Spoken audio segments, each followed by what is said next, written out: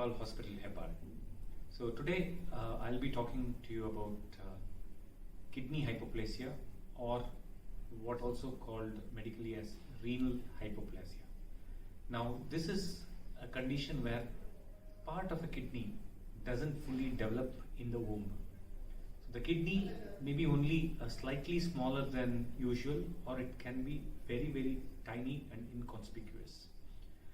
Because of the size, it may not work as well as a normal kidney.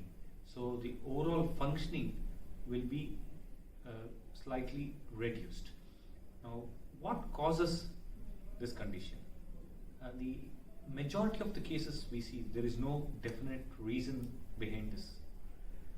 But in certain cases, we find that there is a genetic cause to it. And in certain cases, it is because of certain types of drug use in pregnant women, which can cause this hypoplastic kidneys. Now, how common are these hypoplastic kidneys? It's roughly thought to be 1 in few hundred babies can have this condition.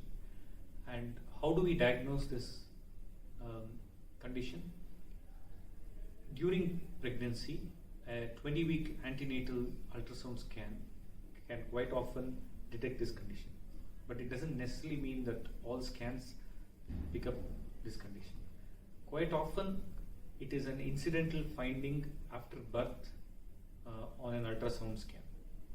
What are the other tests that can be done after the birth of the baby to detect this condition? Number 1 is the ultrasound scan, which we already discussed. Number 2 is certain blood tests and urine tests may give an idea about the overall functioning of the kidney.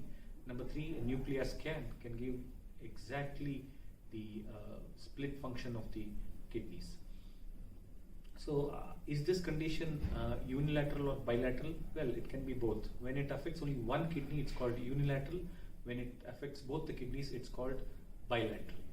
And what are the common manifestations? Majority of the babies or kids, they don't present with any symptoms. Quite often it's an incidental finding, or some people can present with repeated urinary tract infections, high blood pressure, and certain unfortunate situations. We can detect it only after the kidney completely fails, and then they manifest with chronic kidney disease.